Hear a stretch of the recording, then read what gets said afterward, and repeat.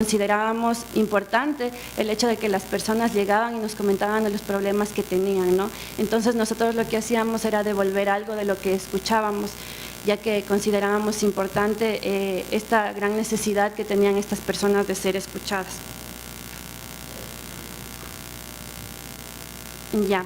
Además de esto, nosotros también vimos que al trabajar con una comunidad en movilidad forzada, esta comunidad tiene la gran necesidad de ser acogidas. Es así que además también terminamos siendo representantes de la comunidad acogiente y ambas comunidades se encontraron en estos espacios intersticiales en donde se logró dar lugar a la palabra. Los espacios intersticiales se podían dar en ocasiones con este grupo de jóvenes cuando terminaban sus actividades y realizaban ciertas actividades para sentirse más amenamente. Roussillon nos dice que el intersticio se beneficia de una suerte de estatuto particular interno, pero vivido como una extraterritorialidad. Pertenece a todos, aunque no necesariamente todos se sienten allí como en su casa. Como ya había mencionado antes, el grupo de jóvenes de la institución con la que se trabajó tenía ciertos momentos en los que se reunían y no necesariamente era por la agenda que tenían en la escuela, sino que se reunían a compartir en otros momentos, a veces por la noche, a veces durante la comida, y se agrupaban en estos espacios de extraterritorialidad, pero no necesariamente eran todos los jóvenes los que asistían. Sin embargo, de alguna forma el grupo de investigadores fue invitado por el propio grupo de jóvenes de esta escuela a participar de estos momentos. Ya.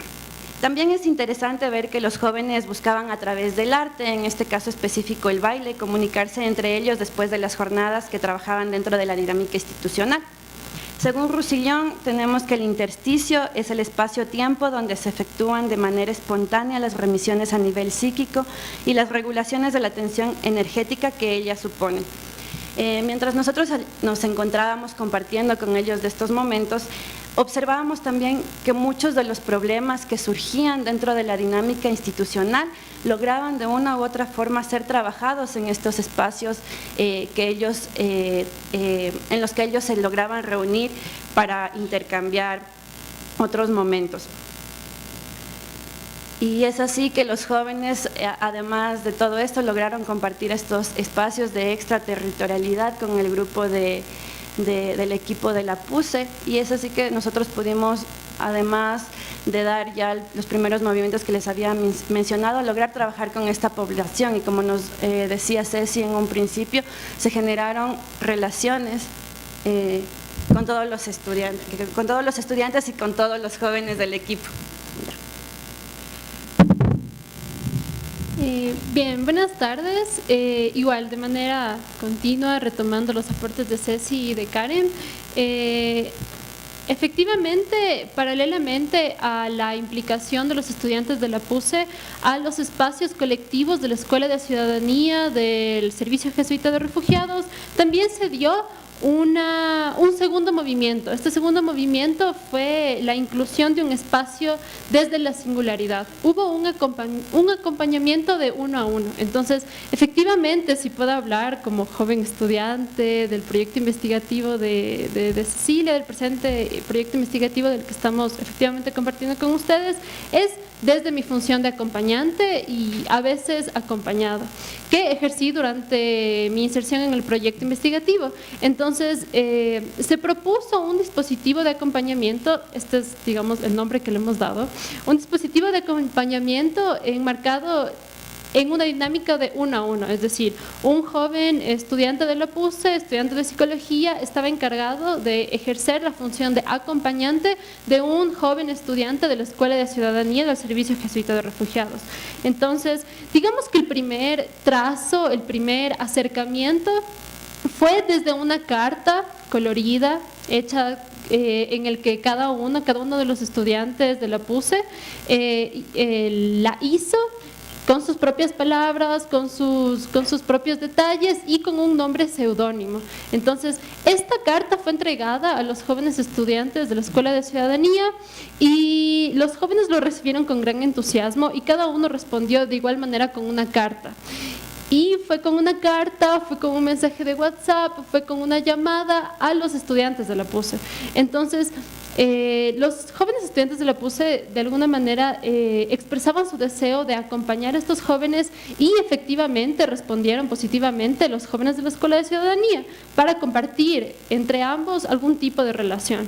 Entonces, este fue el inicio de un juego de intercambios libres en donde la relación singular de significantes que se fueron compartiendo desencadenó también una singular relación entre el acompañado y entre el acompañante, que después de un tiempo nos hemos permitido pensárnosla y cuestionárnosla, porque existe un claro contraste desde cómo se la planteó al inicio y lo que actualmente se entrevé de esa relación de acompañamiento. Entonces, digamos que una de las respuestas, una forma de pensar la relación de acompañamiento nos vino como après-coup, después desde la lectura de Winnicott. Entonces, Winnicott en 1989, en Exploraciones Psicoanalíticas 2, propone el juego del garabato. Entonces, Winnicott menciona que el juego del garabato es como una herramienta que él la llama una consulta terapéutica, en donde el terapeuta propone un rayón, propone un trazo en una hoja en blanco y se le da al niño, que en este caso vendría a ser el analizante, pongámoslo en esas palabras, y efectivamente Winnicott como terapeuta le daba este rayón al niño para que pueda interpretarlo o para que pueda continuar haciendo rayones, entonces, y para que pueda crear alguna otra cosa. Entonces, en este juego de creaciones continuas, de trazos continuos, los garabatos iban simbolizando, iban creando e iban dando apertura a la palabra. Entonces, en ese sentido, Winnicott asienta que es necesario para el juego del garabato que no solo el niño sea capaz de jugar, sino también el terapeuta, que el terapeuta también sea capaz de disfrutar y que sea capaz de jugar. Entonces, en esta afirmación es donde podemos establecer una relación análoga con el proceso de acompañamiento. ¿Por qué? Porque si bien la carta fue bien recibida por los chicos, si bien de alguna manera respondieron a la carta, la continuación de la relación fue suscitando la necesidad, incluso a veces como pedido desde los propios jóvenes del SJR, que los estudiantes coloquen un poco de